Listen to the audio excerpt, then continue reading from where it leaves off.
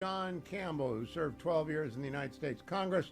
He knows what Super Tuesday is like because California is one of the 16 states voting tomorrow.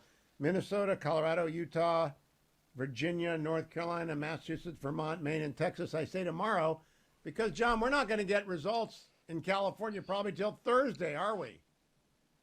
Oh, if then. My gosh, California is so terrible. With the counting, you often don't get results if it's closed for a week or two. But I think the question, Hugh, is when we get up Wednesday morning, let's say, or when this is all over, Super Tuesday, what will we have learned? And on the Republican side, the main question is, will Nikki Haley have enough to keep going? Now, I've been saying for some weeks that she had enough money to go through Super Tuesday, and regardless of what happened in South Carolina, that she would continue through these 16 states, which in fact she is doing. But does she go on from here? I think she needs one of two things to happen. Either she has what I would call a depth, a success in depth somewhere. In other words, she gets a win or very close to a win in 2 or 3 or 4 states, something like that. So she shows that she has some depth in a particular region or area of the country. Or she shows breadth, which is that she gets 35% or more in all 16 states, so that she shows that she has strong support or significant support across the country. And if she does that and she has enough money, maybe she can continue. But I think that the expectation, of course, is that that won't happen, that she's not going to win any states, and that she won't have that kind of broad support across all 16. So then I think the question is, what does she do next? And the one thing I believe is that I don't think her ambition will go away later this week. I think she still has some ambition, given her success as being the only person left standing other than Donald Trump at this point, that she will have her eyes on 2028. So then what does she do? You had suggested at one time that perhaps a few weeks ago, I think you suggested, perhaps she would go no labels. The only way I see her doing that is if she thinks that's her best path to something in 2028. And why would you do that? Only if you thought that sometime between now and 2028, the Republican and or Democratic parties were going to devolve or go away or become significantly weakened by what happens after this election and then in the intervening years. The other thing in the more likely scenario is that she decides that she has a shot at the Republican nomination in 2028. And so she stays the Republican and bows out, whether it's this week or some time from now, because even if she does stay in after this for another week or so, if what we think is going to happen on Super Tuesday happens, if what the polls show happens, mathematically, she'll probably be out by the end of March. She might be out by the end of the 8 p.m. hour, right? Because some of the results come in at 7. The California results, I'm going to come back to this one more time, but how many times were you on the ballot in California, Congressman? I won 16 straight elections in California, primaries and generals. So you know about count. I just want to assure people they're not going to learn on Super Tuesday night whoever won California. They're not going to, because they never, for whatever reason, the country's biggest state cannot count votes in the way that every other state in the union, with a couple of exceptions where they have power failures, can count votes. What was the typical drawdown you would get? You'd be leading on election night, November or primary night, and then it would shrink, right? Right. I would generally lose, oh gosh, I'd lose 6, 7, 8 points between going to bed on Tuesday night and a week later when they finished counting all the straggling different votes that came in at that time. But Hugh, that was a different time. California now, like Oregon, is a mail-in ballot state. Everybody gets mail-in ballots, and so it's different. You had a lot more day of voting when I was running some time ago than you do now. But the other thing about California, about Super Tuesday elections here, is for I believe 10 of those 16 states, the only thing on the ballot is the presidential preference. That's going to be the case for me when I vote in Arizona. Well, I have voted. I voted by absentee ballot in Arizona. Our election in Arizona is a little later in March, but it's just the presidential preference primary, as it's called. All the rest of the primaries in Arizona for Congress, for state legislature, for statewide races, all that, don't happen until August. California has all of them together, but it's one of only 6 of these 16 states that has that case. For the rest of them, it's just the presidential primary. And if it's that, there's a lot less reason for people to vote. And so I think the turnout in those is likely to be lower. And I'm not sure we'll learn that much. Another question about Super Tuesday is, what will we learn about November from Super Tuesday? Another thing is, of those 16 states you rattled off, the only one that's a swing state is North Carolina. And the rest of the other 15 states, maybe Virginia. Maybe Virginia. All right. Yeah, maybe. Maybe. Certainly the polling now doesn't show that. It shows Biden comfortably ahead that I've seen there. But maybe Virginia, you're right. But otherwise, the only one we know is a swing state is North Carolina.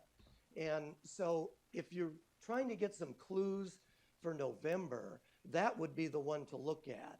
Or perhaps to look at the 6 states that have something more than the presidential primary. Because I know a lot of people looked at Michigan and they said, okay, a lot more Republicans voted than Democrats voted, and therefore this is good for Trump. Maybe, but the Democrats don't have a lot of reason to vote. The other message I think we're looking for on Super Tuesday on the Democratic side is, does Joe Biden crest 80%? Some states have uncommitted as an option, and there's Williamson and various other people running. So if you want to cast a protest vote, I'm a Democrat, I don't want Joe Biden, there's somebody or some place for you to vote for. And if any of these states or too many of these states, the votes for Joe Biden are less than 80%, I think that shows a real problem for him within his own party. If he's up north of 85%, it's typical. But yeah. Now, so these are some of the things tell our I think listeners, we're looking at on Super Tuesday. More than a third of all the GOP delegates are up on Super Tuesday. Most of the states are awarding on a winner-take-all basis. California has moved to a winner-take-all basis. That is not what you ran under. They used to do it by congressional district. A lot of states have moved to winner-take-all, and tonight the winners will be. You'll be able to tell pretty early on from exit polls who's won where. Did you prefer the old system, or do you like this system in California? You're no longer in California, and neither am I. No, I'm in Arizona, but I like the old California system. California, everybody who doesn't live in California is thinking of it as a big blue state, which it is.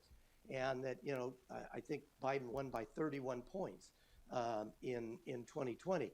So it's a big blue state, but it still has 39 million people. It's still, what is that? That's more than 10 million, more than the second biggest state, which is Texas. So I believe that California has, they're probably not more anymore, but recently it had more Republicans than any other state just because it's so huge, even though there's only 25% of the people are Republicans. And can I interrupt you? They're adding, Rick Grinnell sent me a note over the weekend.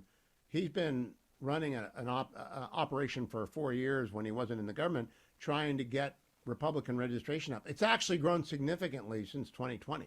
So there are a lot more Republicans in red districts. Yeah, it may be. There's almost as many Republicans or more Republicans, I'm not sure what the latest figures are, in California than there are in Texas. And so there's a lot of delegates at stake. And doing it winner take all, in my opinion, takes that gigantic group of Republicans and puts them all in one pot. Now, to be frank, that was changed last year by the state GOP in California, which is controlled by Trump voters. And by the way, as Barack Obama said, if you can win, you should win. If you can change the rules, change the rules. And they did. Okay. They absolutely changed the rules, because I knew some people, for example, in the DeSantis camp, and long before DeSantis dropped out, this is last summer, they were planning to spend a lot of effort in California because they said, look, there's 51 congressional districts. We think we can win over half of those. And Trump may win the other half, but we can get a lot of delegates out of California by concentrating on the congressional districts where we can win. And they were going to do that. But the people in the state GOP were largely Trump supporters in California, even last year when there were, 12 candidates in the race. And they changed the rules, figuring that Trump's going to get the plurality of the vote statewide, and therefore he'd get all the delegates. So they changed it to favor Trump. But I think, and like you said, they controlled the state GOP. They changed the rules to favor their party. Okay, fine, or their candidate. Okay, fine. But I don't think that's the way you ought to deal with 10 million Republican voters in the country. There should be a little more. I think you will nuance to be it than just reviewing. winner take all. You'll be reviewing all these results on the podcast with Dwayne Through the Chaos on Thursday. But I got to show you one thing, Congressman. I went trundling in your old district on Friday. And if you look closely at the screen there, you'll see a voting official ballot drop box. Let's show cut number 2. It's at the back of a parking lot in a relatively unlit area. Show photo number 3, that you don't really know it's there unless you know it's there. It's not anywhere where you would go, like a P.O. box are always on the corner. This drop box is in the middle of a deep parking lot park that no one knows about. What does that scream to you? That screams to me that you can tamper with it without anybody seeing it, and so it screams that. And of course, the other thing it screams is that's the main thing. The other thing it screams is we really don't want you to know where to put your ballot. So number one is, if we're going to dump a bunch of harvested ballots and we don't want anyone to see it, we're going to do it there. And number 2 is, if you're trying to dump a day of, good luck finding a P.O. box that will deliver on within the allotted time. But you go there, and we've got friends. California's so crazy. It's so crazy. Congressman John Campbell. It's a mess. Thank you for your Super Tuesday analysis. Much appreciated. You can catch his rundown on all of the results on a podcast with Dwayne Patterson, Through the Chaos. Look Through the Chaos on Thursday. He'll cut up and slice and dice it with Dwayne. Stay tuned to the Salem News Channel.